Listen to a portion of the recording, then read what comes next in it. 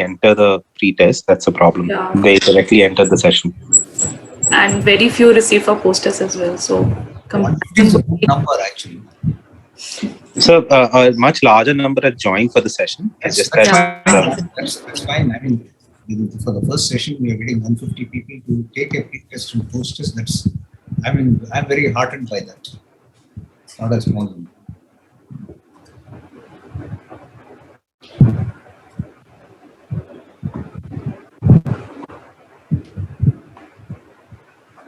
Sir, how is Ludhiana in terms of the cases? Cases are really gone up actually.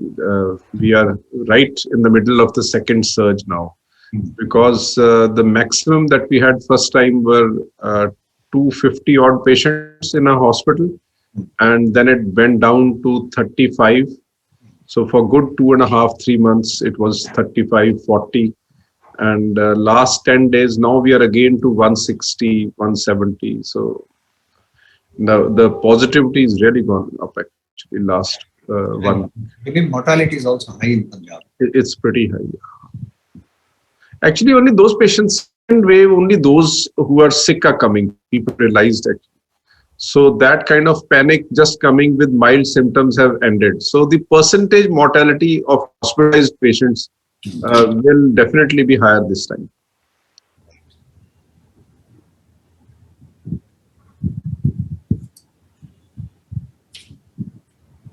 So Bishop is also joined. Bishop, can you hear us?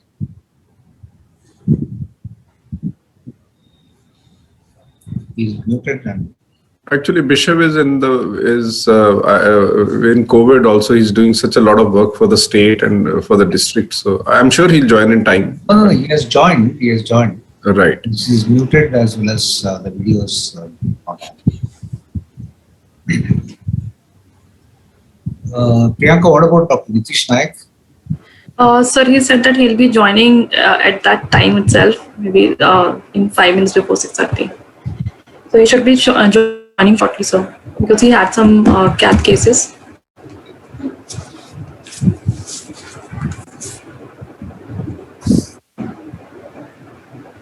What about Dr. Boban Thomas and Dr. M. Krishnan? What time will they join? Sir, I was just communicating with them. Dr. Thomas is there. I can see him. Yeah, Dr. Thomas is there. Thomas is joined. Hello, Dr. Boban. Nice to see you. You're muted. You're muted, Dr. Boban. Unmute yourself. Yeah. Can you hear me now? Yeah, we can hear you. Good to see you, Gurpreet. How are you doing? Yeah, lovely. It's all fine.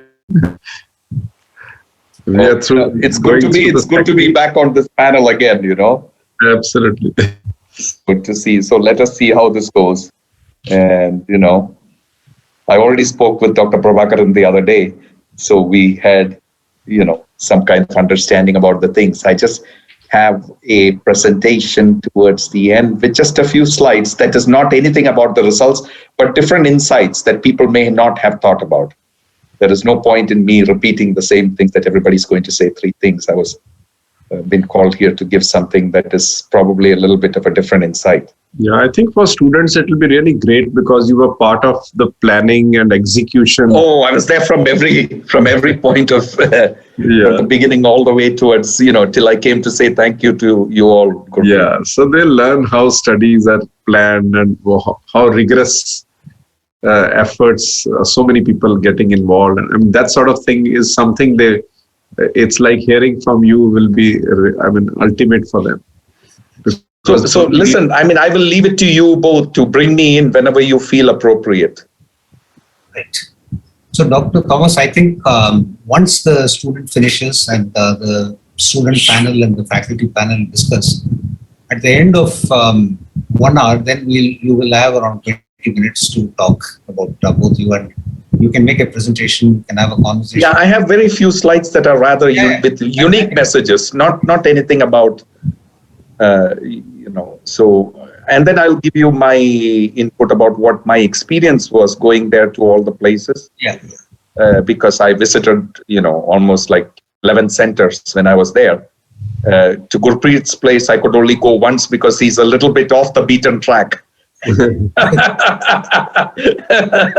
I had to make a pilgrimage to visit Gurpreet because connectivity is an issue. So yeah, no. It was just it's a different circuit, and I was flying directly to Ludhiana when I should have done it through Chandigarh. right. Anyway, so are we ready to rock on? Yeah, KK should come on. 6:30 should we start? KK and Arun? KK has not logged in yet. No, KK is there. KK? We just I think we'll. I'm sorry, I was keeping my video off because I was just changing the location of my computer. I think we should start right away. We are on time. So the participants will grow hopefully in the next 15-20 minutes. Right. And we have some essential things to start off with. So Prabhakar, can you Thank you. go over and start? So let me start off by saying good evening to everyone, and obviously good afternoon to Dr. Thomas. And so on behalf of Dr. Krishna Kumar, who's the co-program director and the secretary, it's my pleasure to welcome all of you to this journey club. So let me start off with a small story. Way back in 1988, I'm not sure it was May or June, in the month, Dr. Krishna Kumar and I go a long way back. We have been partners in crime for almost 33 years. So we went to the library and then we saw that the ISIS-2 results had been published. And we read the results, and the next day we came and implemented it we had a patient of MI and we gave aspirin. So just to tell you people that in those days, aspirin was never given on the day of admission because people were worried that they were getting thrombolytic therapy and they would bleed. It would be given at the time of discharge. And we just went and did that. So you might wonder how we were allowed to do that, number one. Number two is it was, I mean, it took a little bit of bravado to do that. So the reason was because when we read through it, it seemed very plausible. It applied to our own patients, and we believed that it would work. Now, how did we get that? That's what we are going to discuss in our journal. The most important question that we're going to answer in our journal clubs is, are the results valid? Are they applicable to my patients? Can it be generalized? So these are some of the questions that we will try and answer. But before I get into the details, I would request Dr. Krishna Kumar to discuss the post-test results of the case that we discussed last time, and then I'll come back and introduce the panel. KK?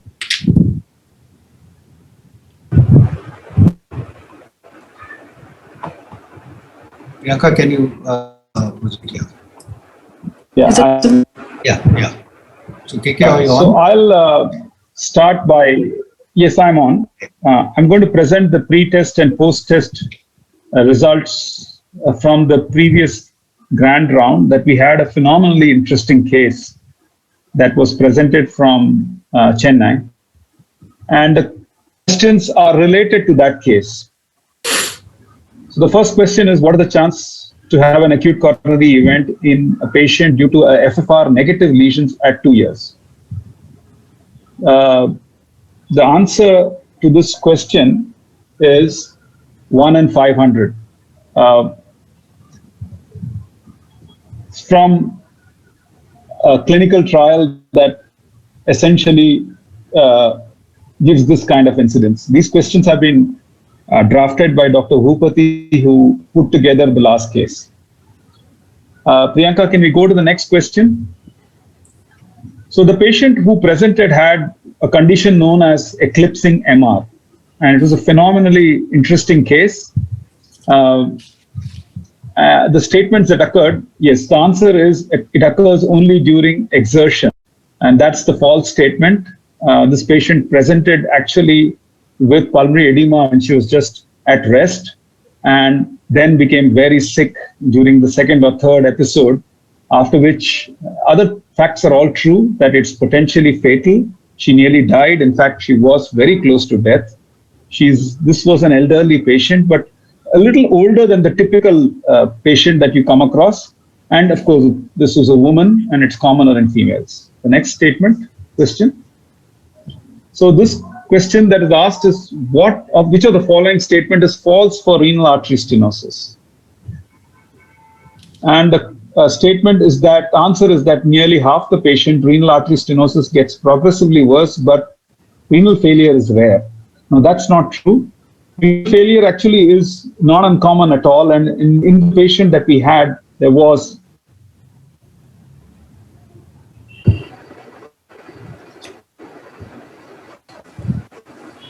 I think he's got frozen.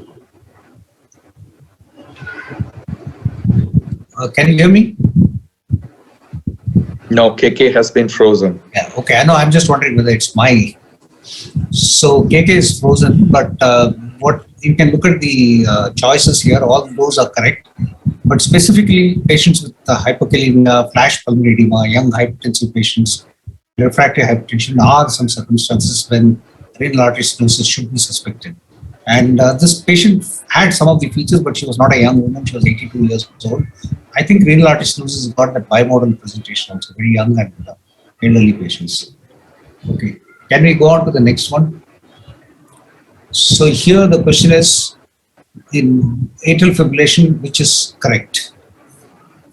So rhythm control strategy can be contemplated in acute onset atrial fibrillation with heart failure is the correct statement. It's all the others are wrong. Anticoagulation is always indicated. Subclinical, unless until it's truly contraindicated, we have to be aggressive about anticoagulation. So the other two are wrong. Can we go to the last question? KK, are you back? Yes, I am. I lost my connection for a brief while, but I'm back now. I did the fourth one, so you can do the fifth question. Yeah.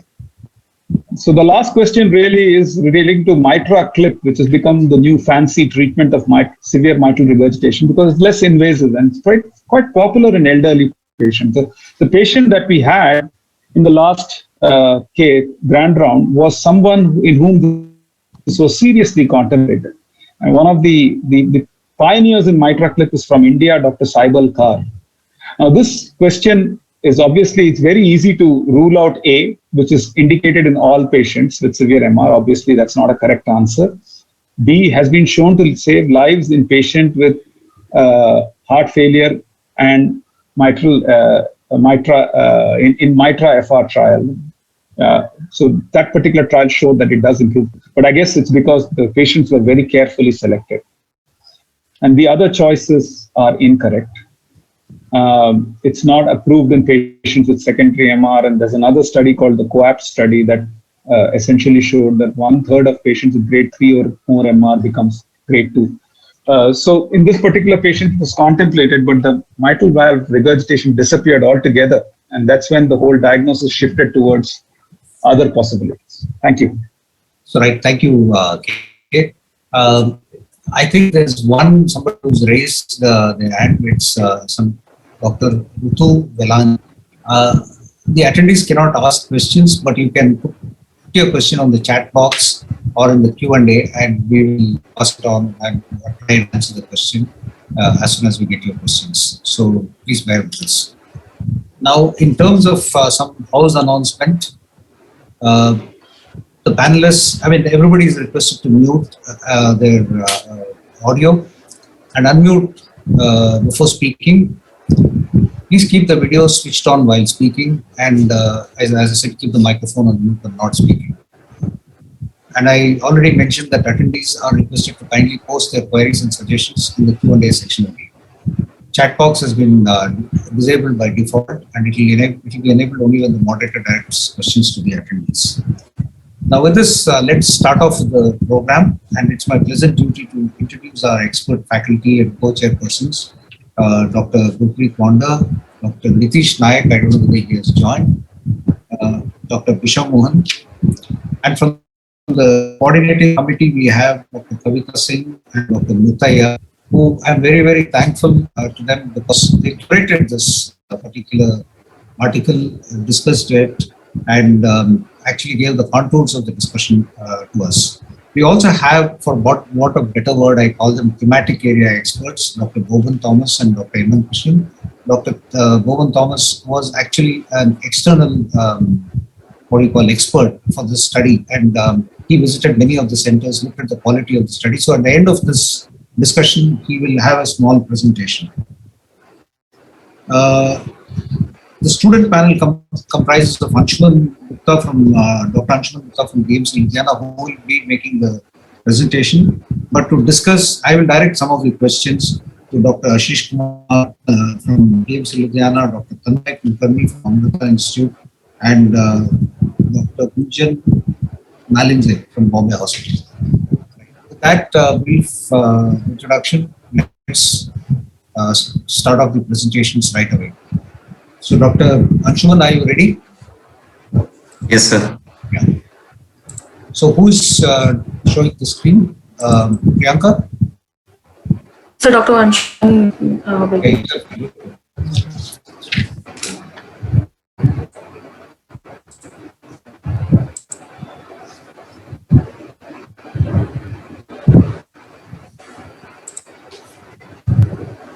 So, you have 10 minutes, Dr. Anshuman. Yes, sir.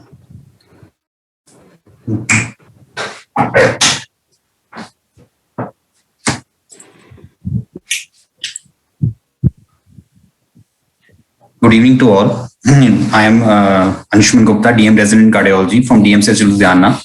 I am presenting the first Journal Club of Cardiology Masterclass in Public Health Foundation of India. The Journal Club topic for today is Ischemia Trial. What is Ischemia Trial? It is an international study of comparative health effectiveness with medical and invasive approaches. This trial was published in New England Journal of Medicine on April 9, 2020. What we did in this trial, there was an initial invasive and conservative strategy for stable coronary artery disease. We want to find out whether the initial invasive or conservative strategy for stable coronary artery disease which one is more effective. There were previous trials. What were the previous trials? There was Courage trial, which was the first trial which was conducted in stable coronary artery disease patients. In these patients, 35,000 people were screened with stable coronary artery disease. Out of the 35,000 people, only 3,000 people were eligible. Why the 33,000 people were taken out? Due to very rigorous enrollment criteria was put in Courage trial. Out of the 3,000 eligible people, 2,287 people gave consent. The consented people, out of that, the 1,149 patients were taken in for the PCI. That is, the PCI was done with a bare metal stent. But we can see below in the Kaplan-Meier graph, the survival free of death from any cause and myocardial infarction between the PCI group and medical therapy group in Courage trial did not show any significant difference between both the groups, as the p-value was 0.62 at 6 years or at 7 years. Also, we can compare the previous trials, that is Bari 2D trial and FAME2 trial.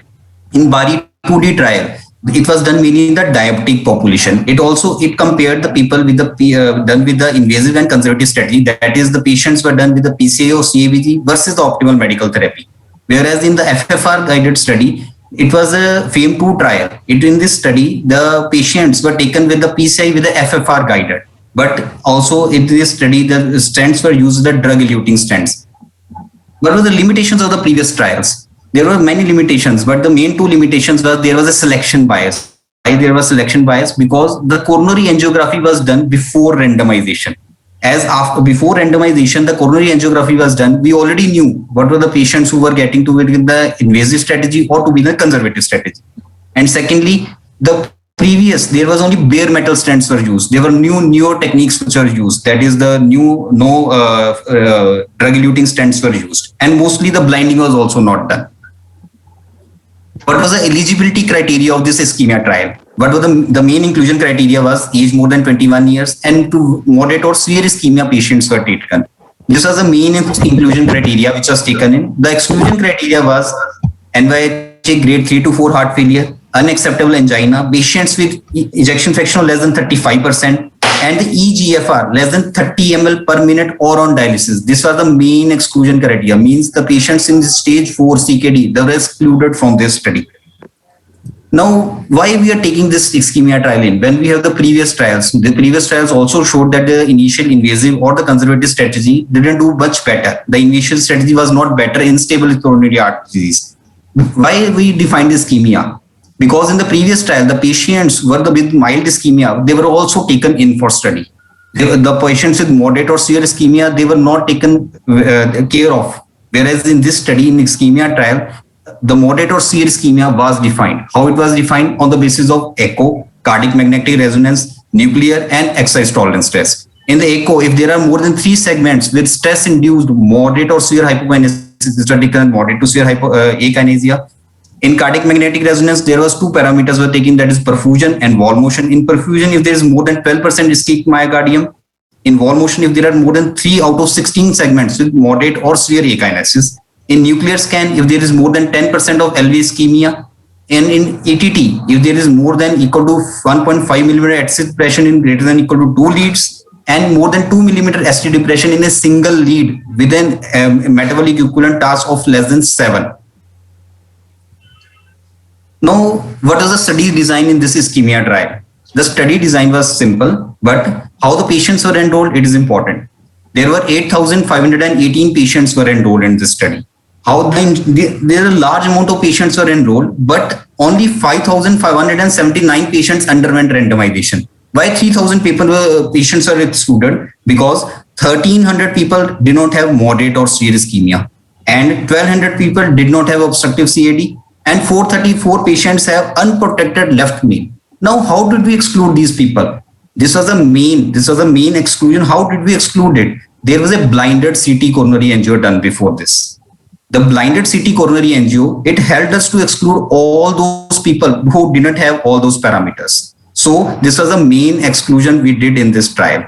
After randomization, we put the patients into the invasive and conservative state. In the patients, 5,179 patients who underwent randomization, only 73 patients underwent CT angio. The 27% of patients didn't understand CT angio. Why?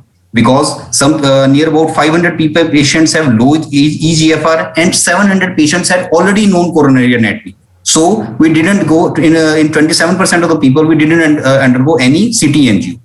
Now, after randomization, the patients were involved into the invasive and conservative group. How did this happen? It happened through an IVR response system. It means the customer here is an investigator. It goes through an IVR system in which there are menu, there is frequently asked questions, and if necessary, the call is returned to a human being. So through this IVR system, the patients are randomly allocated into invasive and conservative group. After the invasive conservative, the patients are followed up for a period of 3.2 years. Now, what were the main trial primary endpoints? There are actually the primary endpoints were 2 component primary endpoints, 2 types. What is 5 component primary endpoint and is 2 component composite primary endpoint.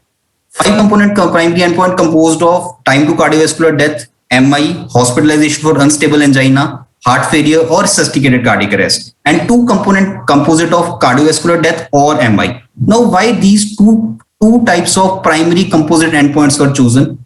Why? Because due to the initial, when the trial started, there were 5 components. But when the trial was running, there were 2 components. Because there was slow recruitment and they were also lower than the expected aggregated event rates, which triggered that the 5 components endpoint was changed to 2 component.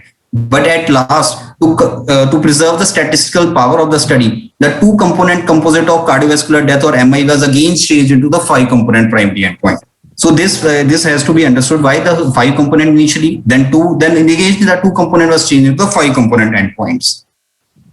Now, what were the baseline characteristics of the population?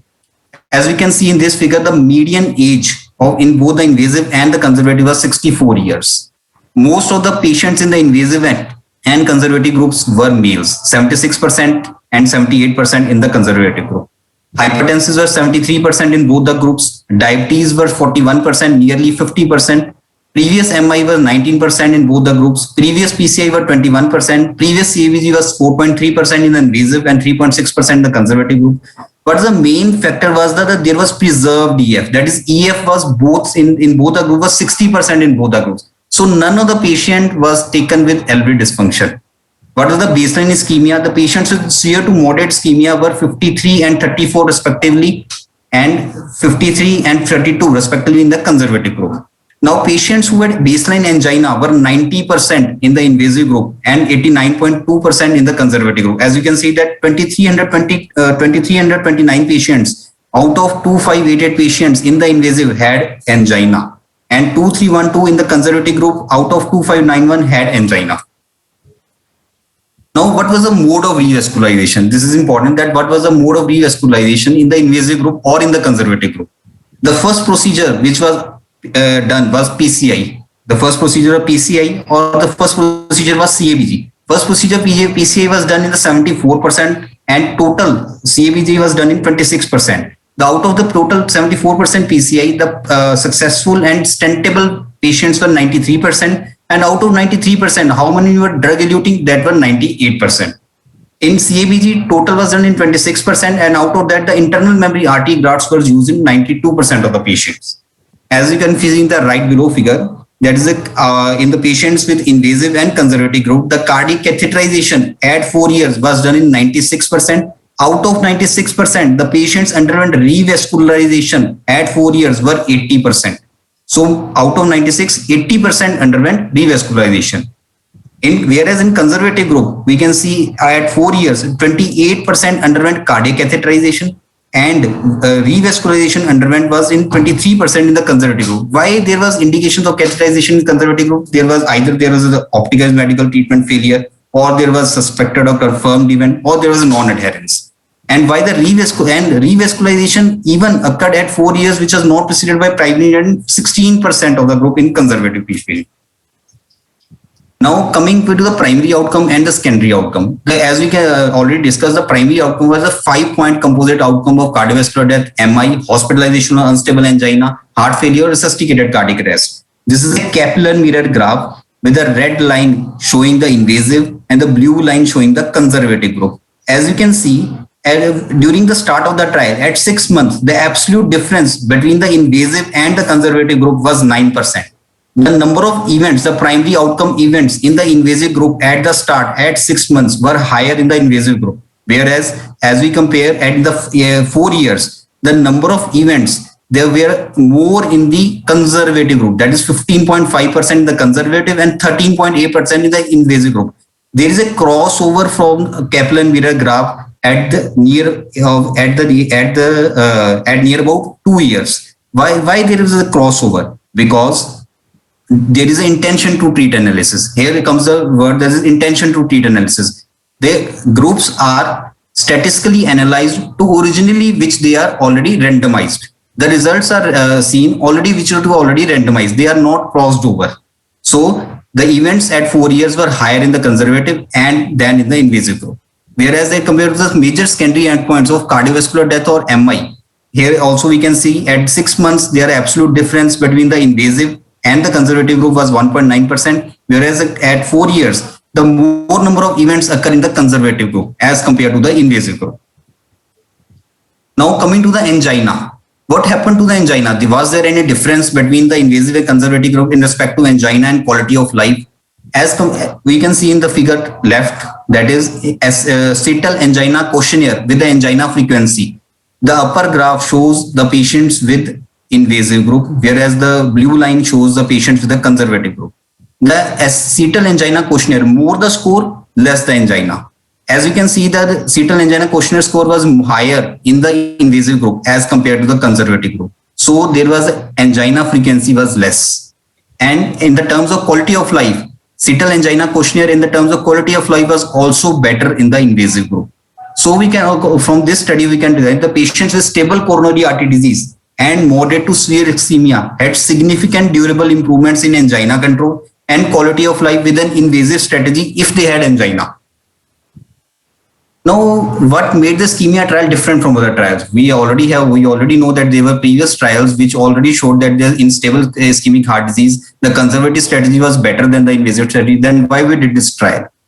Because what made this trial different? There was quantification of the ischemia done. As we initially discussed, the patients only with moderate or severe ischemia were taken into study, and it was also defined. The blinded CT angio was done before randomization. So this helped them to exclude the patients with left vein disease, the patients who do not have obstructive CAD, they were excluded. It also tells us that the medical therapy is to be optimized in a patient with stable CAD patient. So optimized medical therapy is much more important in a patient with stable coronary artery disease. And also it tells that an invasive strategy, it helps in improving angina and quality of life, but the primary composite endpoints do not have better outcome. Now, what is the main conclusion of this study is overall an invasive strategy as compared to with an initial conservative strategy did not demonstrate a reduced risk over a median of 3.3 years for primary composite endpoint. This is the main conclusion of the study. Now coming to the critical review part. Yeah, so I'll take over from here. Yes. Can you stop sharing? Yes, sir. Yes, sir. Let me share the screen. Stop sharing. Stop. Yes. Stop.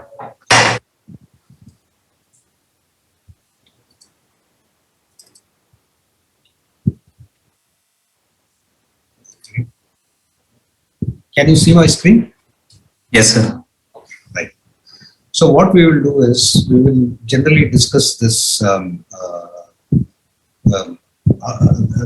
study in a little greater detail and look at some of the things that are important when we actually decide whether this is a good study or bad study, whether there is scientific validity or not, whether we can apply it to our own population. So we'll look at some of those issues that are raised. And I will first direct the questions to the student panel. Any one of you can actually answer. Maybe the first two questions, I think, Anshuman can take. After two or three questions, I'll request Dr. Wander or Dr. Nitish, who is there, to ask some of the questions. So let me start off with the first question. What do you think? Is there a clear and justified research question, and why do you think so? Yes, actually, we wanted to exclude the patients with stable coronary artery disease who are running the invasive and conservative strategy. So we can clearly exclude the patients with having there's a clear and justified research question in these patients. We already excluded the patients on the basis of CT coronary angio. The patients are excluded. Okay, let me ask Dr. Gunjan. What do you think, Gunjan? Yes, sir. As compared to the previous studies, the research questions is clearly justified. Sorry, you're breaking up. I think you're. And they have defined only the one thing is the research questions clearly justified. Yes, sir. We were unable to hear you. Let me direct it. Yes, sir. On mic. Yes, sir. Can you hear me, sir? Yeah, I can hear you well. So what do you think? Sir. The question was clear, sir. As the previous trial showed no benefit, but that was the different era, and the ongoing era of today is the advanced interventional cardiology, which are very advanced therapies we are having. So it is justified to do the research again with the similar question. Right. So let's see what we have. So the research question here was, what is the best treatment strategy in patients with stable coronary artery disease at a moderate level of ischemia? So when we ask a research question, we ask 3 or 4 things. Has the patient population been well defined? It has to appear in the question itself. Have we defined the strategy, whether it is invasive or conservative? Have we defined the outcomes? And have we defined the time frame? So clearly the research question has been articulated in a good way in terms of addressing all these things that we are thinking of. And the fact is there is a rationale for this because there were no contemporary studies utilizing liver drugs and liver stents. And studies previously done had shown mixed results. And the question was, can this study answer the questions of whether an invasive strategy or a conservative strategy is better? So this is what was asked. So let's go on to the next one. So is the study design appropriate to answer the research question? I think, let me start off with you, Tanmay.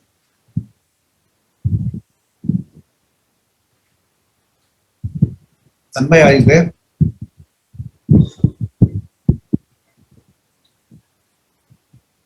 Or, Yes, sir.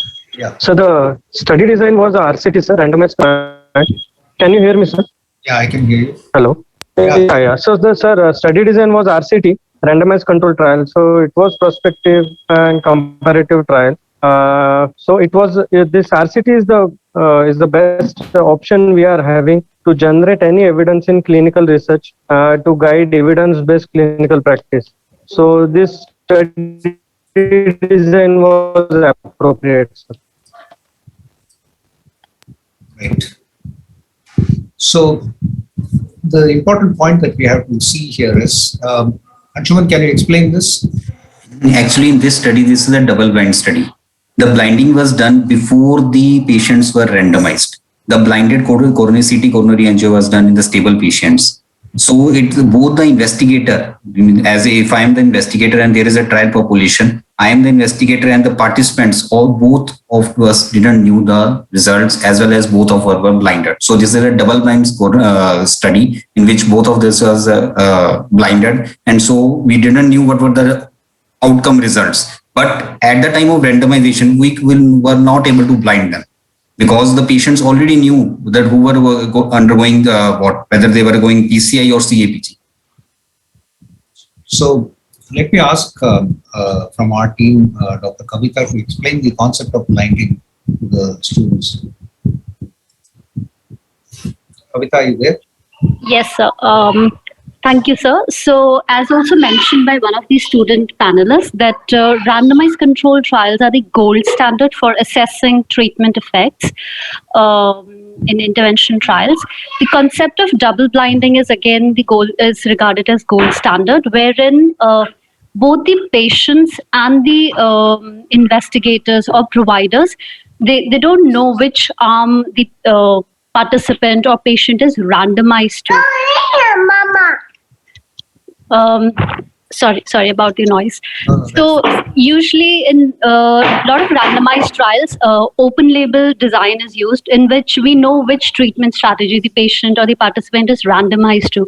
But when we do double blinded, we kind of avoid or we minimize the risk of bias in terms of increased preference or increased attention given by the provider to selected group of patients. So double blind randomized controlled trials are regarded as the gold standard, and in this trial we should acknowledge and we should appreciate the investigators and the teams to implement this double blind design very nicely. So does that answer? Yeah, kind of answers. Thank you. So Dr. Wanda, any comments at this point of time? You're muted, sir. So you're muted. Dr. Wanda, you're muted. I'm sorry. Yeah. I would just like to ask the fellows about what are their thoughts about CT angio being done earlier, because this was a very unique feature of this particular study. Patients were, why do they think was a CT angio done in these patients? There was a physiological test which was done, which defined that the patients were largely having moderate or severe ischemia. But what was the concept for doing a CT angio in them and then take these patients through? Anybody wants to take it up?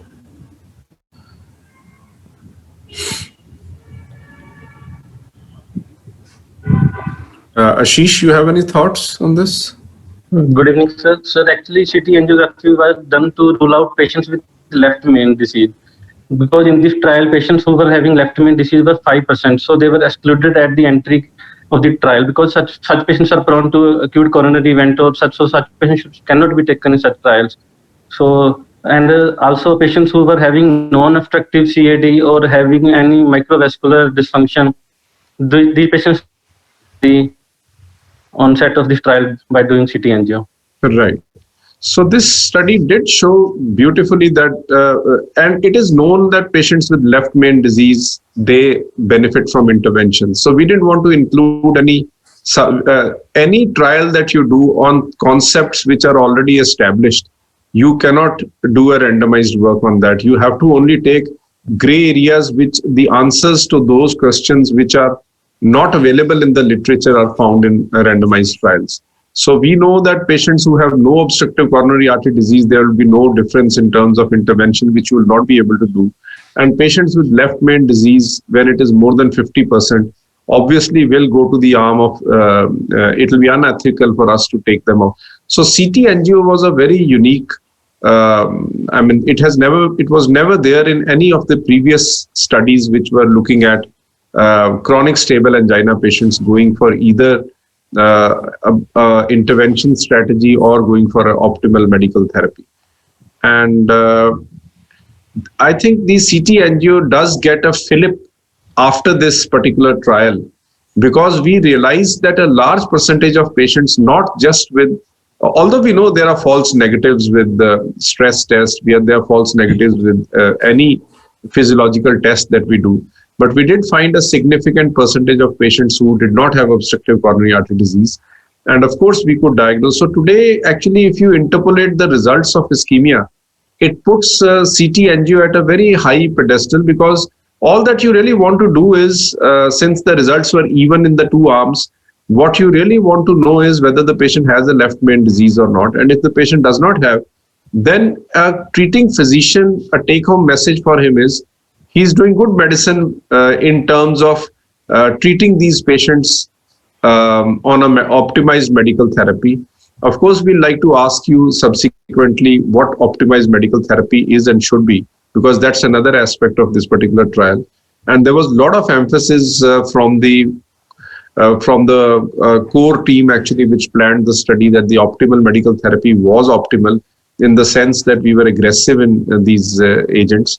And so CT angios, besides CT angios, other usages, this becomes an added advantage in patients with chronic stable angina to subclassify patients who will be treated. And then only thing that is left is symptoms. If your patient is not asymptomatic, you are still justified in doing an intervention in your patients of chronic stable angina.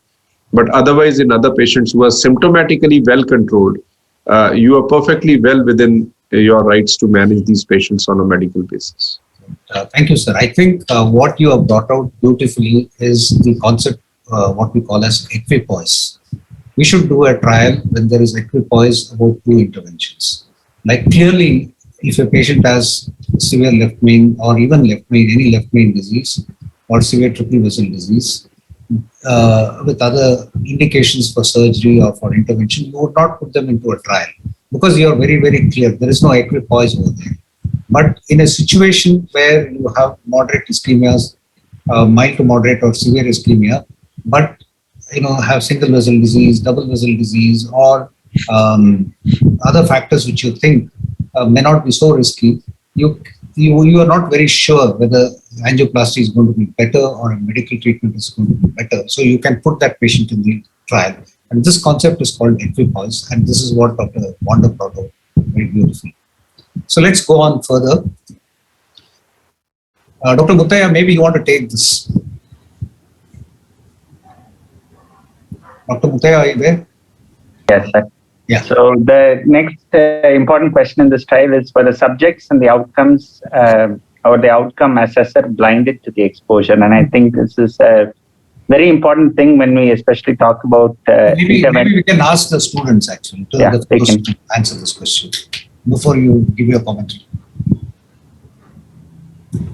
So, Tanmay? Yes, sir. Am I audible? Yeah, very well. Yeah. So blinding, sir, as told by ma'am before, that blinding avoids any selection bias, and it makes study more accurate, the results more accurate. So blinding is required. But single blinding, double blinding, how it is possible? In this study, the outcome assessor was not blinded. So, but that was important in this study because the groups were like that, they were invasive and optimal. But it was the study, but before CTCIG, randomization was blinded. So it was, sir, fair enough for the study. So this is my views. Right. So, Muttaya, I'm just putting out the answers. We can discuss this. Sure. So, especially in interventional trials, I think it's very important that we talk about blinding, because the fact that you have received a procedure itself, and when you have subjective measurements, especially as angina, it's very important to understand that the placebo effect may be high, especially in a patient who receives an intervention. And that's always been a criticism of interventional trials. So the only way really to blind a patient to this intervention is to do a so-called sham procedure. But I think over time, we've seen these kind of sham procedure trials are one in a few, probably because they're very difficult to conduct and to do a sham procedure. But there have been sham procedure trials that have been conducted. So we need to understand that this blinding and this placebo effect is a part of these kind of interventional versus an invasive versus an OMT approach.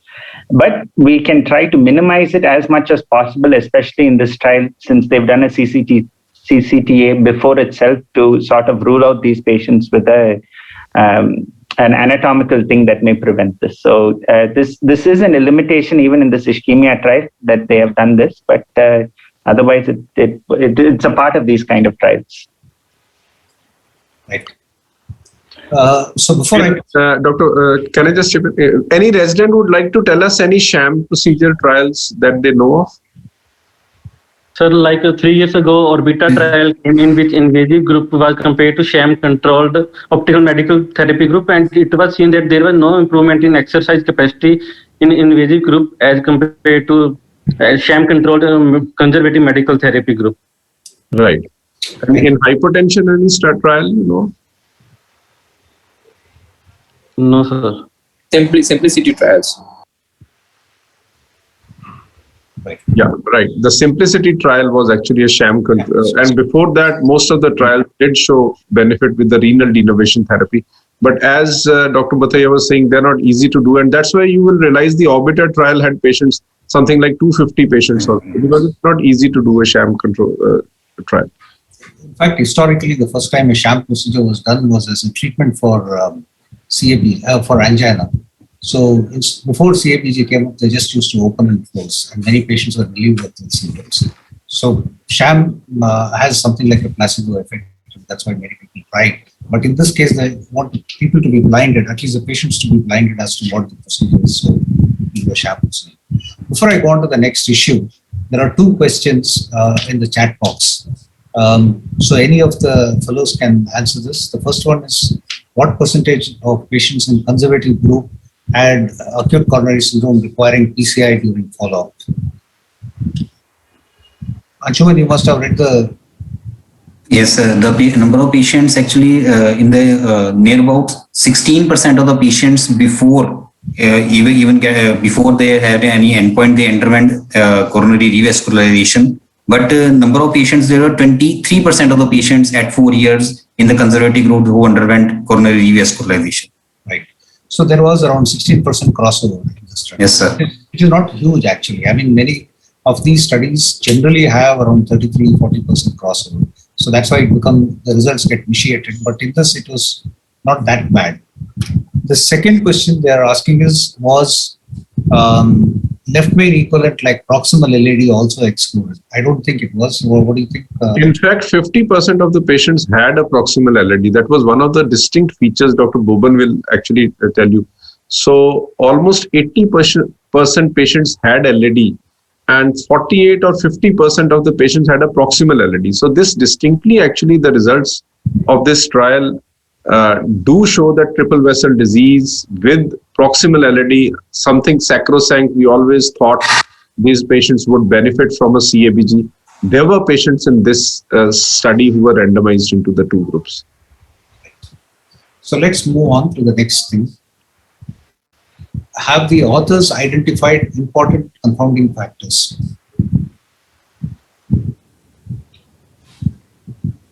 So why is this question important? Should we ask this question at all about confounding? Do we have Gunjan? I mean, Gunjan, are you? Is your audio better now? Gunjan, are you there? Okay, Ashish, do you want to try? Sir, in this trial, actually, most of the parameters were comparable except the number of females. Females were very less in this trial. Only 25% of the patients were females. So more data is needed for this in females.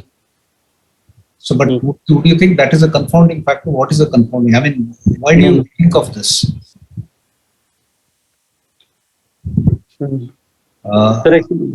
Anshuman? So the confounding factor is a that factor in which this is related to the variables in the study. Like it may mask an association or it may falsely show an association with a variable. Like in these patients, the blinded CT coronary angio was done.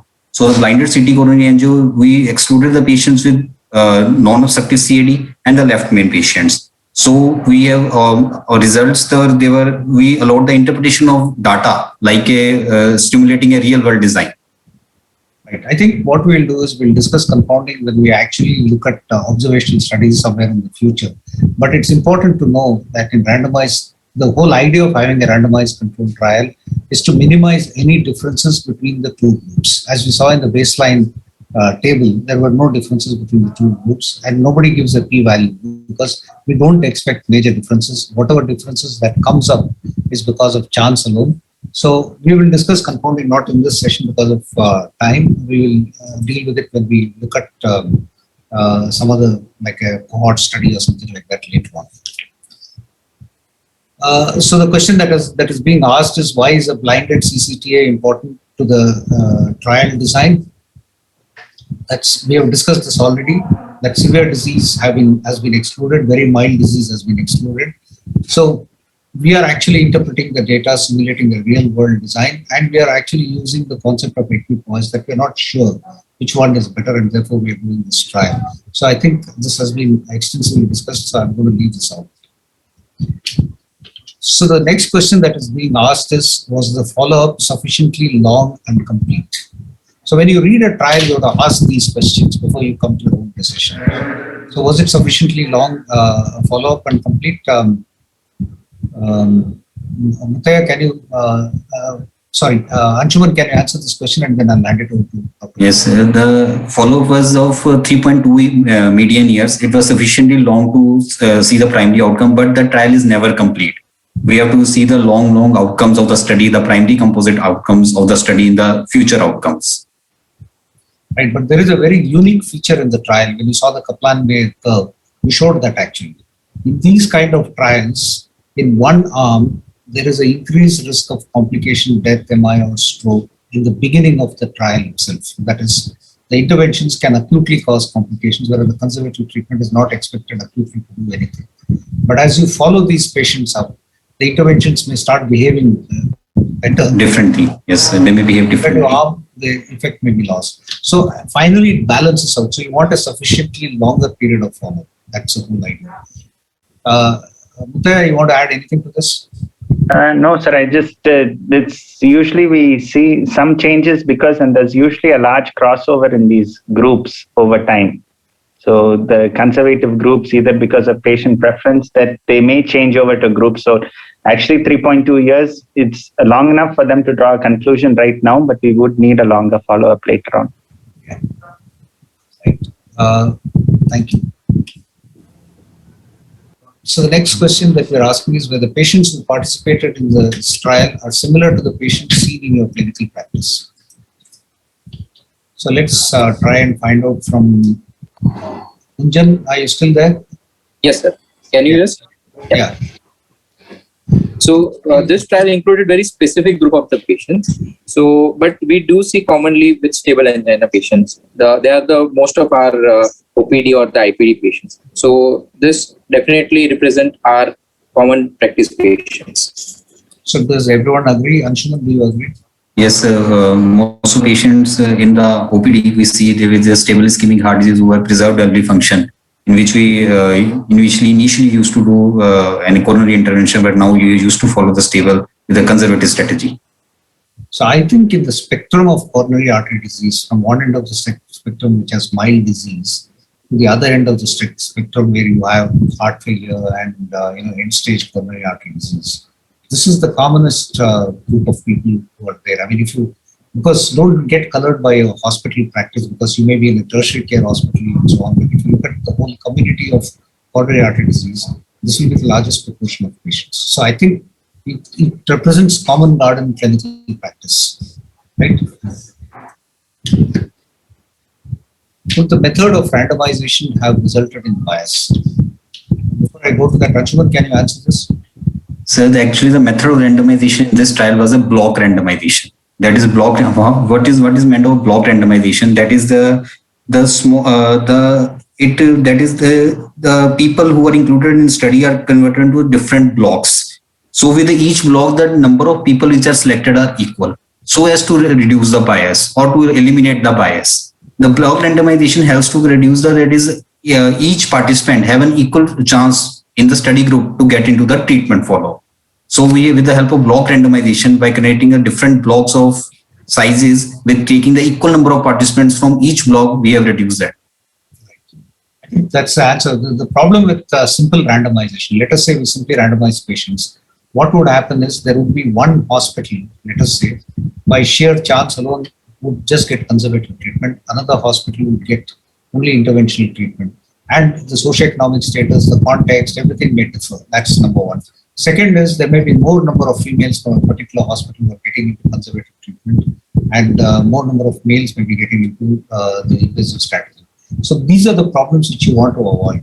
So to avoid that, what we do is people use what is called as block randomization. So for example, I'll give you the simplest example of block randomization here. So let us see, let's say these are 4 people who need to be randomized. The people who are in black are the ones who get invasive strategy. The people who are in white are the ones who get the conservative strategy. So here we have created blocks of 4.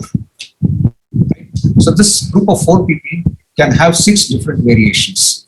In the first group, the first 2 patients got invasive strategy and the next 2 patients got conservative strategy. In the second block of 4, the first 2 got conservative strategy and the next 2 got invasive strategy. So you can see neither the investigator will not know who's coming next. And second, because we have this block done, the patients are likely to be equally divided across institutions, across clinics, and you will have an equal distribution of men and women. So this is the ultimate aim of this block randomization. I hope I'm clear. Mutaya and Kavika, you want to add anything to this? Mutaya? Sir, so I think that I think the only other thing is I think they need to keep an unequal size of the blocks also, so that they don't become totally fixed on that. They may have a slight inclination since 2 people are this, the next 2 people might be this. So I didn't want to add that because in the ischemia trial they use what is called as a variable block. That means the block size changed. They did consecutively. It was 4, 6, 8, something like that. That's a little complicated. I just wanted to explain this in a very simple manner. So as you can see, this is a block of 4 and how they are randomized in 6 different ways. Right. Let's move on. Aside from the experimental intervention, where the treatments groups treated equally, that's a very important component, because if they are treated unequally, then there can be a difference. Sir, Dr. Wanda, I think maybe you can make a comment on this. Very important point you just made, because sometimes the interventionist group could be that they get less aggressive optimal medical therapy because the interventionist feels that he has now treated the whole problem. And then because what you are comparing is an intervention over and above a form of therapy which is given similarly to both the groups. Actually, that is the whole premise of the study. So if you will notice, statins were given in 95%, high intensity statins in almost half the patients. And of course, PCSK9 inhibitors were not giving actually the trial funding did not allow so, but it was used less frequently. But if you look at the other drugs, the antiplatelets and ACE inhibitors or ARBs, a very high percentage of patients. So there was a lot of emphasis on getting aggressive optimal medical therapy results.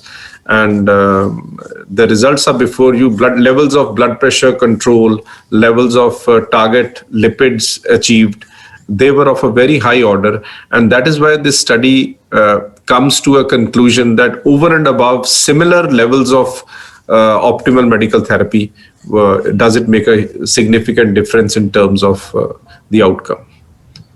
Right. I think before I go on to the next question, there's an important question that's being asked in the chat box. Does this trial mean we should first screen stable patients with CT angiography, followed by invasive angio if needed? Is Nitish around? Okay. Dr. Wanda, you want to take this? I think it is one of the inferences from this study, and CT angio don't go by the level of CT angio actually expertise that's locally available. As any investigation becomes available, the expertise develops over a period of time. So I'm sure they had a core lab and the level of expertise was very high. But in our institution, actually, we were looking at what the results from the core lab, how they were similar to ours, and they weren't very different. So over a period of time, clinicians and cardiologists have developed respect for CT angio, because most trials have shown that CT angios can be fairly accurate. So it is a very pertinent strategy that you do a CT angio, rule out actually significant coronary artery disease, and then be complacent, or rule out a left main disease in your patients, because it will tell you actually what is the location of the lesion, and then it helps you to kind of risk stratify in your mind. A trial gives you actually impressions on how you are going to manage a patient, and an individual patient will obviously be determined not by one particular trial, because with your holistic approach towards a patient. So in that sense, yes, CT angios being done more frequently is one of the consequences of this particular trial, because it helps to stratify patients in a beautiful manner. Whether you take... I would have a slight difference of opinion, because I think the strategy actually involved in identifying patients with moderate to severe ischemia. And that was done by 4 methods, and you could use any one of those 4 methods. So the question is, CT angio gives the anatomy, and does the anatomy actually signify significant ischemia or not? This has to be answered by a physiological test, and that was what was done: exercise, nuclear cardiology, treadmill, and so on. So, as Dr. Wanda says, you use your pretest probability and see which of these patients is likely to, like for example, I have an elderly diabetic smoker, I would straight away take the patient for a coronary angiography. I mean, that doesn't really require this kind of a trial to show, because if you use the Forrester classification, I mean, if you use the Bayesian approach, you would realize that a 50-year-old, 55-year-old diabetic individual who's a smoker will have 90% chance of having very significant coronary artery disease. And that patient would actually need that kind of an evaluation. But suppose a patient has angina, very few risk factors, you would really, based on this trial, you could either choose a conservative strategy or invasive strategy, because both of them are not different. So it is, after the trial, still you will have to use your clinical judgment and your own judgment in terms of deciding. Let me move on to the next question.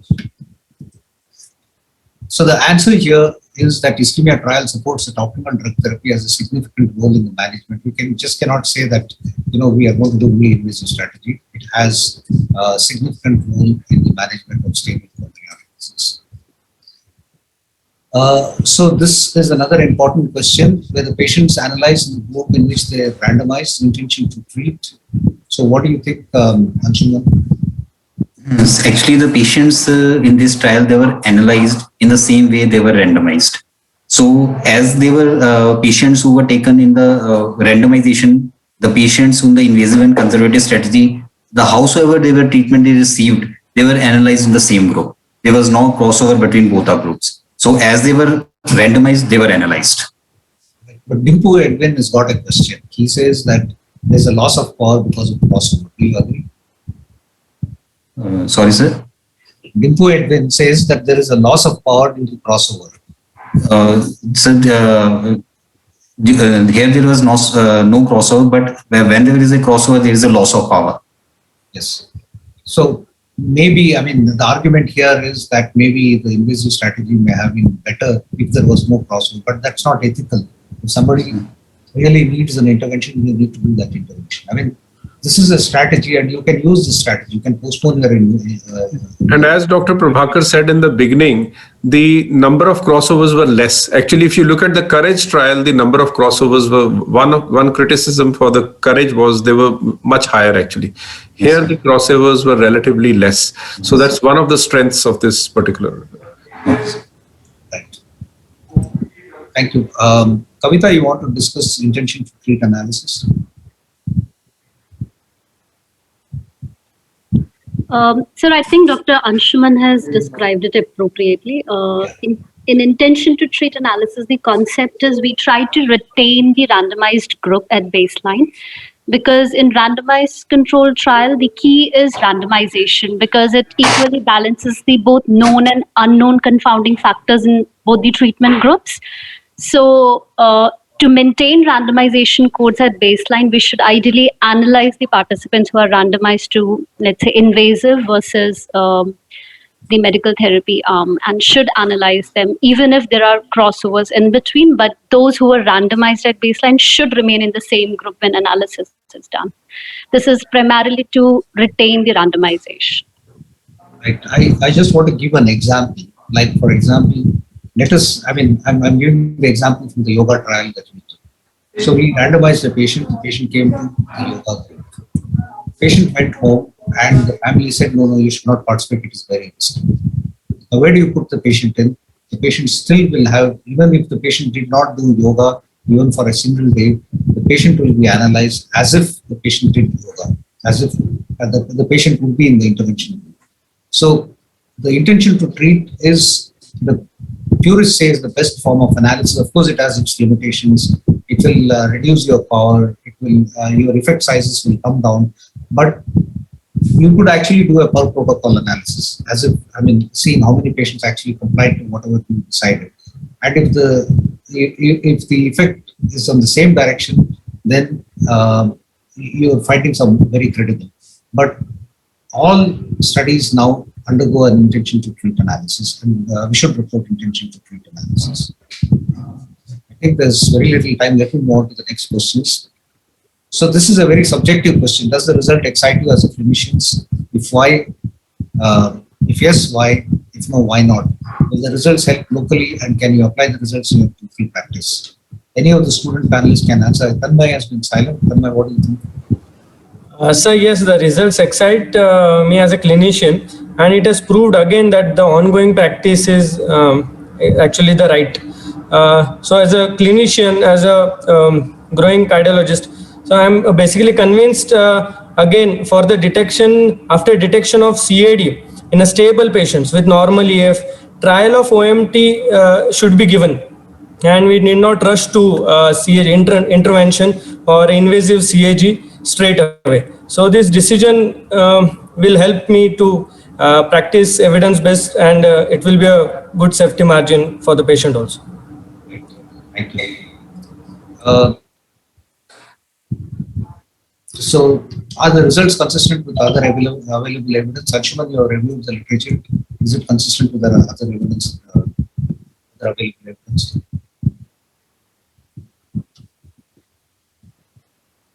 Anshuman, are you there?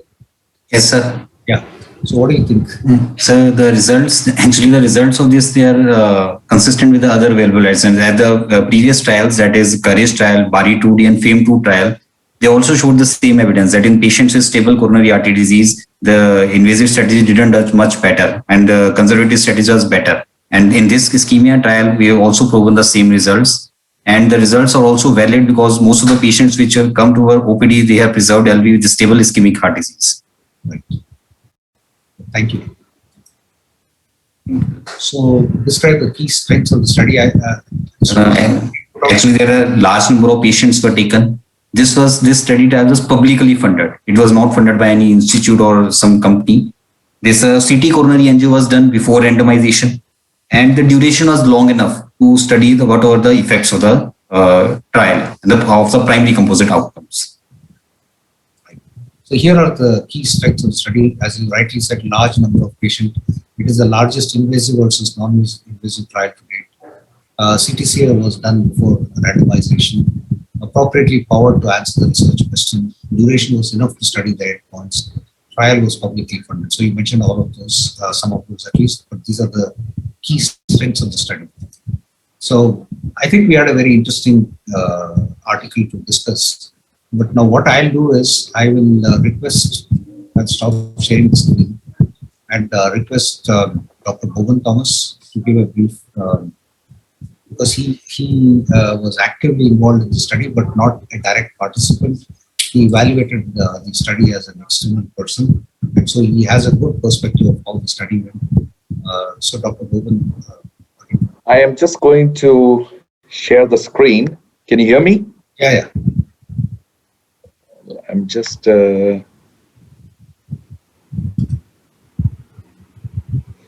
So, good evening, everyone. Greetings from Lisbon. Thank you very much for this very kind invitation to take part in this. And it was a privilege to work with all the investigators in ischemia, and India did a fantastic job. I have a couple of things to say about ischemia in India before I go through some of the rather unique things. First of all, ischemia would not have been possible without India, because the number of patients contributed by India really made us meet the requirement in terms of the statistical power and things like that. And it certainly would not have been possible if India had not taken part in the trial. It is very evident. I mentioned that to the investigators who did a fantastic job in that. Secondly, India had the lowest loss to follow-up rate in the whole world. This was 1.7% compared to approximately 2.1% worldwide. So even in terms of that, India did extraordinarily well. The event rates were just about the same as compared to the rest of the world, and procedural complication rates were not worse, were not better, they were just as the same. There were things right at the beginning of the trial, even during the planning phase, India contributed. In one of my conversations with Dr. Thomas Titus from Sri Chitra, at that time I had mentioned that the chosen amount of ischemia on echo was actually 4 segments, to which he objected, which I took back, and then we changed it to 3. So, India had been right from the beginning. I have a couple of slides. The messages in each slide are not what is there in the slide, so I will try to walk you through it. So first and foremost, let me just put it on this thing. And okay. Was there a clear research question? I just typed it in as the discussion was going on. Yes, there was a clear research question, because we have not been able to answer similar questions previously, despite numerous attempts. Okay. Has the study answered the question? Yes and no. Yes, given the amount of time it has followed up, but not in the long term, because we are still having the long-term phase. Now, let me tell you something about, in terms of power and number and the difficulty, why the numbers were changed and all of that. When we were planning the trial, there was always a possibility in our minds that we would not be able to meet the numbers. So we had already factored in the 5-point and the 2-point. And in case we were not able to meet the numbers, and this would be based on the event rates. Let me give you an example. In the shock trial, because the event rates are very high, we only needed 300 patients to provide the answer. In the occluded artery trial, which is a post-MI occluded artery trial, the event rates are reasonably much higher than stable coronary artery disease, and we only needed 2,400 patients to get the answer. We had initially calculated 8,000, but it looked like we would never meet it. So that is why we went up to a backup plan, which was duly explained and accepted by everybody. So as you can see, we have been having these things going on for quite a while, and we are still. Now, I want to raise 2 things over here. This is with regard to why we excluded patients with left main. Patients with left main were excluded based on recommendations and current understanding that they need to be revascularized compared to medical therapy. Now, please do not think that I'm trying to advocate that patients with left main need to always or need to be on OMT and not consider. No, that is not what I'm trying to say. What I'm trying to say is that the evidence base for the superiority of CABG over medical therapy in left main is from 1984 to 88. In those 2 trials, the number of patients who were on beta blockers was 66. No no patients were on statins, and only 19% were on aspirin. So there was the optimal medical therapy at that time and the optimal medical therapy now. So that is a key point. The next thing I want to say is that we don't have adequate follow-up of patients with left main who have refused surgery. Okay, because that is where we will get the real natural history of the disease. We always follow after revascularizing and after PCI and things like that. Okay, next slide. With regard to angina, and I think it was Dr. Tanmay who pointed it out, this is from FAME and DIFFER. So patients, before they were told that there was no significant lesion, a large number of them had angina. The moment they were told, after they were told that they had no significant lesion, their angina disappeared. So you can understand how angina is quite a subjective thing. So you can imagine in the medical therapy group in ischemia or courage or whatever, imagine that you know that you have coronary artery disease and you may have severe coronary artery disease and you're not revascularized. Will you or will you not have angina? In all likelihood, yes. So this is the question of where the issue of crossovers or an invasive procedure in the conservative or OMT arm happens. And please remember, as I told people, I tell people all the time, it is easier to keep a patient on medical therapy, probably in India, than in Manhattan and New York. Okay, because of medical legal reasons and things like that. So we still don't know where exactly the crossovers take place. So before we go ahead and say that, you know, we have to see, was the crossover mainly based on practice patterns? This is another issue out there. These were patients, as Dr. Wander said, there were a number of patients who actually had quite severe disease. So this was not a trial with, you know, patients who were light, mild, whichever way you want to label them as. There were a significant number of patients with proximal LAD, and so, you know, and there were quite a significant number of patients who had chronic total occlusions. So in every way, if you look at it from the angiographic traditional point of view by CTCA, this was a trial with patients who had significant coronary artery disease. What about risk factor management? Now, as you can see over here, this is what at baseline and last visited. So what I'm trying to emphasize with this slide is that it is not easy to keep patients on optimal medical therapy for a long period of time for multiple reasons. This is something we have to understand. You know, so the point here is that, you know, even if, so you can imagine if in a clinical trial, this is the best we can do. Imagine if it is not in a clinical trial. Because in a clinical trial, we have 3 months, 6 months follow-up and everything is being done. Now, imagine if there was no follow-up on such rigorous terms. So the next thing is, from this orbiter, what I want to tell you is that they had a 6-week medical optimization phase. So please remember, you cannot do this on just one OPD visit. So medical therapy optimization is labor intensive. Okay? And so what happens is that, you know, PCI in a certain way is the least labor intensive of the arms. CABG is more labor intensive. And finally, optimal medical therapy is quite labor intensive. So as you see, it is not as easy as it seems. I'm just giving you the practical difficulties that we saw. The key word in ischemia is initial. Nobody emphasizes this. Everybody talks about, and they just bust through the reading of initial, but the key word is initial. Nobody ever said that these patients always have to be on OMT only. As and when the need requires, they can go on on the revascularization arm as required. So this is one of the key lessons, okay? Next lesson from ischemia, CTCA is here to stay. That's a big thing. You can evaluate left main, lesion severity and location, everybody knows.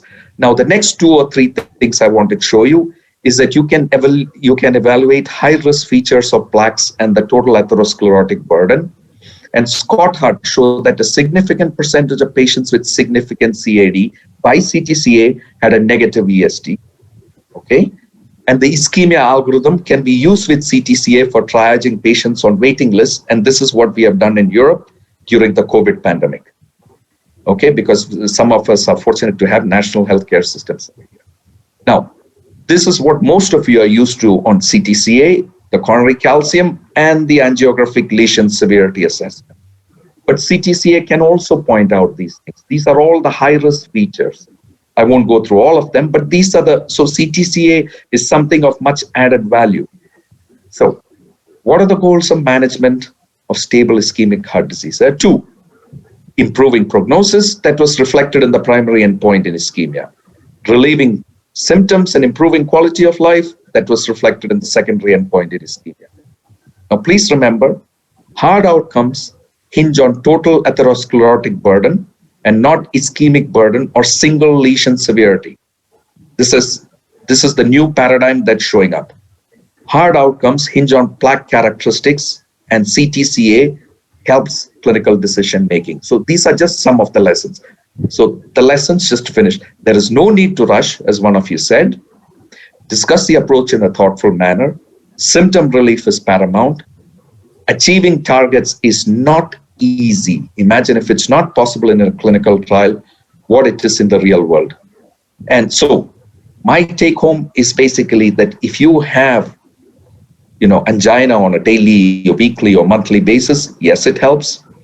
And quality of life, if it does help, but keep in mind that once a patient on optimal medical therapy knows that he actually has disease that is not revascularized, you can reason it out that he may have angina in a subjective way more than this.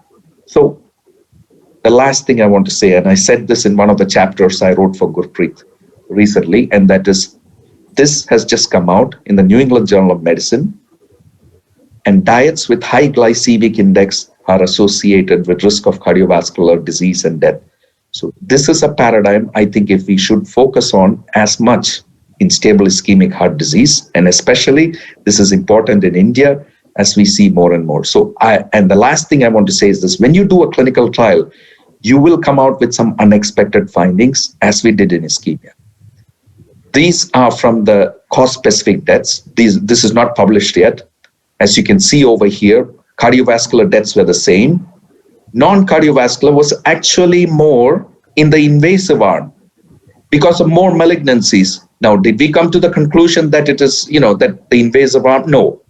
In fact, what we came out in the end, the non-CV death was more frequently observed in the invasive strategy. And we state very clearly, for unknown reasons, we have not claimed an association or anything like that, because we cannot. This is the thing about a clinical trial. You come out with unexpected findings. We were not using any kind of medications or drugs that's known to increase the number of malignancies over a short period of time in 2.5 years. So this is another thing that is all I had to say. And the last thing I want to say is that I've seen many ischemia presentations in the last 6 months. I've moderated many all across the world. And I have to say that Dr. Anshuman did a fantastic presentation. It was very clear cut, and it explained the whole process very well. Thank you. Thank you. Thank you, Dr. Thomas. I think you made 3 significant points that I think the take-home message, number one, is prevention is very important. And particularly diet and all other risk factors are very important. That's number one. Second point that you made is we should not give importance to non-pre-specified analysis, like the non-cardiovascular death. It was not pre-specified because the primary outcomes are the ones which we should go by. Whatever findings that we get in subgroup analysis or secondary outcomes are hypothesis generating. We have to test it in a new study. So that's the second point that you made. The third point that you made is clinical judgment is paired with whatever evidence that we get from trials is very important. So I think it's a combination of the two, trial findings plus triaging patients based on their background.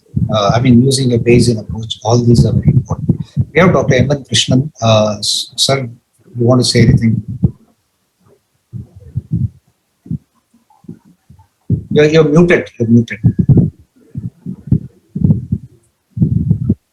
Please Good unmute evening. yourself. Thank you very much, Dr. Krishna Kumar, Dr. Prabhakar, for having me. And my friend, Dr. Gurpreet, is also there. You have very clearly given a good exposition of this trial. I just wanted to highlight certain facts about this. One, Ischemia trial is the most important cardiovascular trial, particularly comparing the invasive versus non-invasive management of stable coronary artery disease during the past decade. It's the largest trial, and it has been considered as one of the top 10 trials by the New England Journal of Medicine for being the most significant research material that has been presented during the last year, 2020.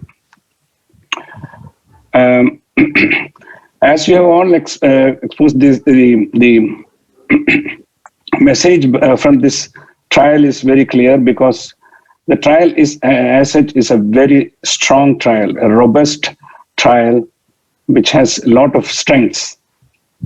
So in spite of certain criticisms, the message given by this trial is very clear. And Dr. Boban has very explicitly described the various aspects of the trial, apart from the others. One or two things I wanted was this trial a failure? That is one question everybody asks. It cannot be considered a failure. It's not that simplistic. Although the trial was aimed to show a benefit in stable coronary artery disease by invasive strategy, it could not show that. The null hypothesis could not be rejected, but it did show that the quality of life has been improved. So that much it has been able to show. Second, why this trial has not been able to show the intended result?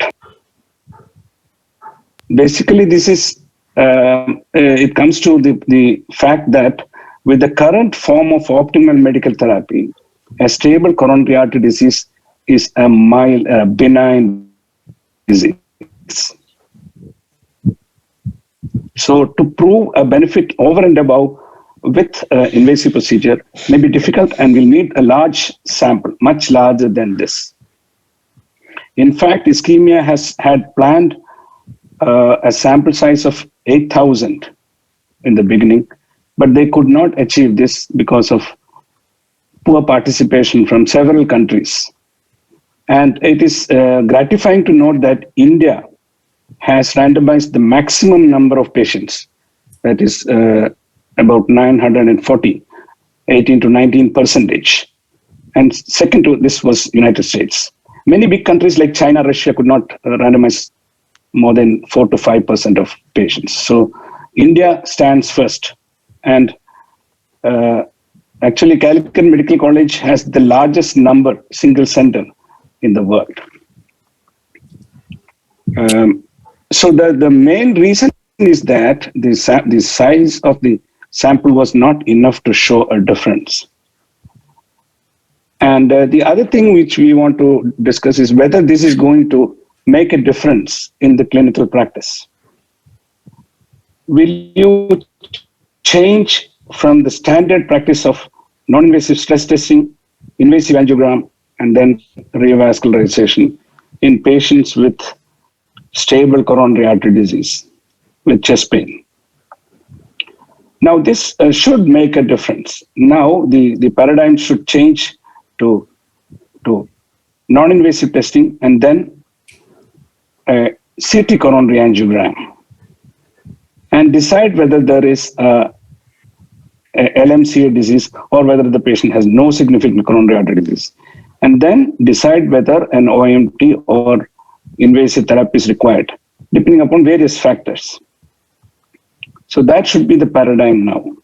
But we should always remember that with patients, elderly patients particularly, with calciums in the coronary arteries, it may be not very easy to assess the severity of coronary artery disease with CTC. Okay, with these remarks, I give it back to Dr. Prabhakaran. Thank you, Dr. Krishnan. I think we are very close to 8 o'clock. I just want to ask Dr. Nitish Naik and Dr. Kishore Mohan to intervene briefly if they have anything to say. Nitish, can you go first? Yes, I think so.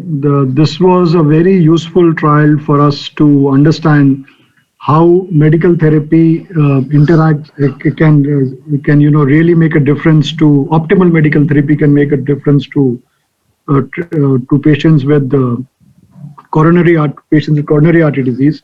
This was a suspicion that we all had at our institute that medical therapy, optimal medical therapy can really, as an initial strategy, should not be very different from invasive strategy. But I think so. It was always felt that invasive strategy might work out better. But I think so. This was an important lesson, and like another important message that I think that this trial showed was that when you combine anatomy and physiology together, as they did with coronary CT as an initial strategy, followed by the stress test, that may be one of the best ways to optimize treatment of a patient with stable CAD. I think that was a very important take-home message, at least for me, and I think so that should be implemented in clinical practice more widely. Thank you, Nitish. Thank you for that very important intervention. Bishop, are you there? Okay. Not sure there is there. But last words from KK.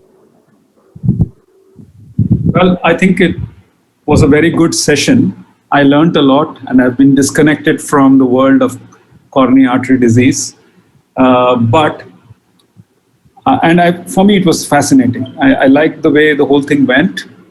However, as a slightly objective assessment on this session, because I have not been so involved, one thing is that we could perhaps take some serious suggestions from students on how to make this more attractive, and I think it's very essential learning for students, not from just analyzing this trial, but to understand how science evolves, how science translates into clinical practice, and how clinical trials have to be interpreted and put into context. So that's the whole idea of this journal club, but we got to find a way to make this more appealing.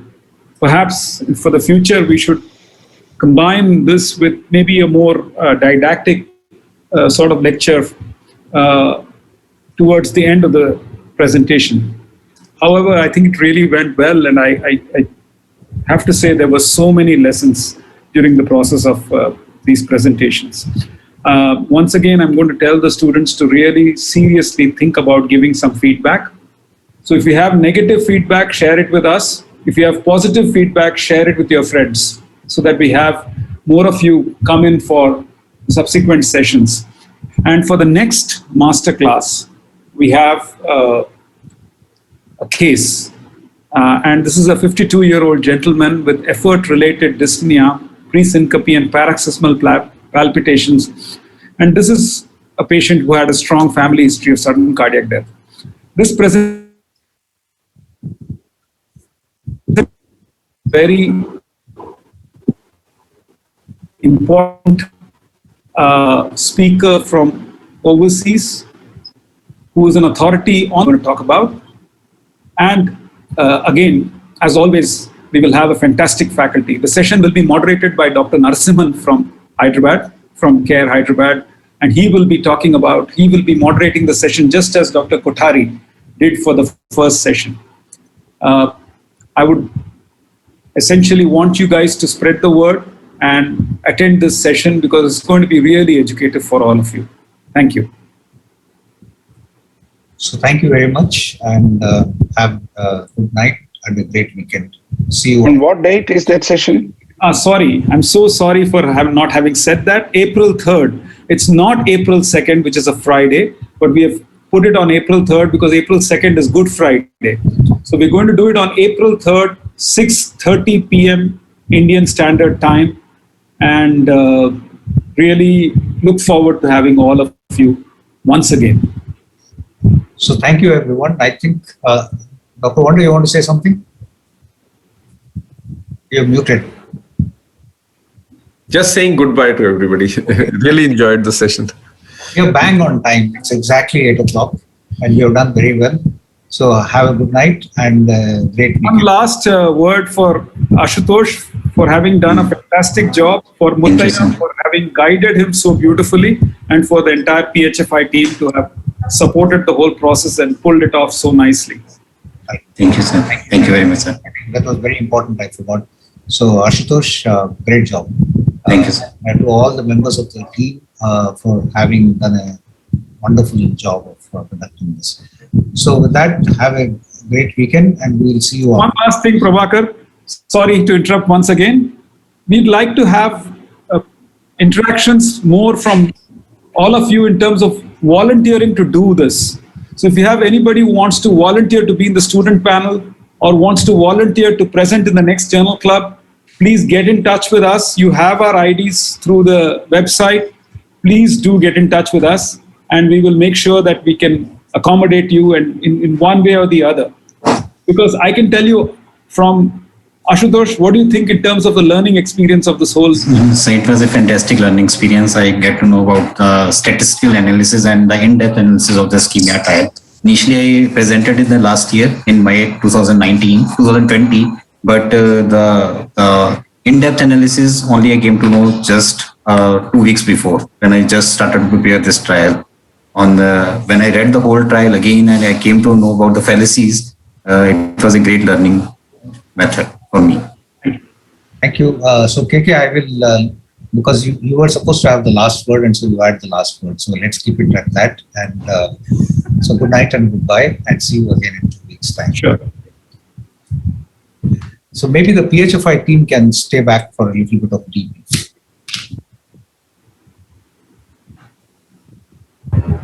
Sure, sir.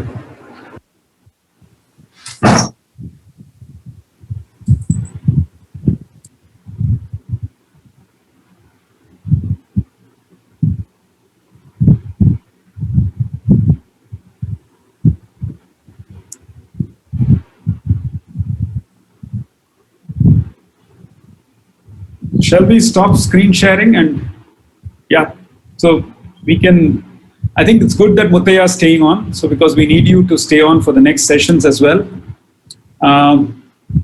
Yes. Just another 5 minutes, Muttaya. We'll Nitish, and Nitish, we'd like you to be around if you can be around. That would be nice for another 5 minutes, and we'll relieve you after that because we thought we should look at ways to improve this the next time around. So firstly, can I just take some feelings on how this went? Maybe Nitish can start by telling us quickly, and then we can discuss amongst ourselves. Is there any criticism, feedback on this session? Nitish, can you unmute? Doesn't seem to be with us. Nitaya, what are your thoughts? Sir, I thought it went well. I'm sure. I think something we have to the flow from the presentation to the critical analysis part. Maybe if we can get some more of the panelists, a little bit more to participate in a more. Yeah. I mean, they did participate, but I'm not sure how we should just get a little bit Very more difficult. of their participation. Because it's very difficult. Very difficult to do. What happens is that we don't, I mean, there's this lag. And then sometimes people are genuinely distracted. They're not even listening. So it becomes so hard to then catch hold of that person. Dr. Prabhakar tried A, then he tried B, then he tried C. So that's happening very difficult. So, Dr. Boban is calling me. Actually, more than, I mean, I was very conscious of that because this was a criticism from Dr. Nikhil Tandon, who's the endocrinology chair, saying that in the first session, the other panelists didn't get much of a chance and Dr. Kothari actually did the whole job. So I was very conscious of that and that's why I asked everybody. Yes, sir. And Do you think, sir, it will help if we give some MCQs or something in the middle, sir, or will that be too much? No, the MCQs are given. No, we have given an MCQ to them before the pre-test had the MCQs. Okay, sir. Okay. Yeah. So they will come back with without doing the pre-test, they can't enter the fellows. Okay, sir. Okay. Maybe, sir, we can add some questions as a poll during the session. Maybe that will make more interactive. So that's why I wanted a Mentimeter. I think you have to explore that because I believe that you have to go out and come back. So we should get a way of doing this. Just explore technology. Yeah.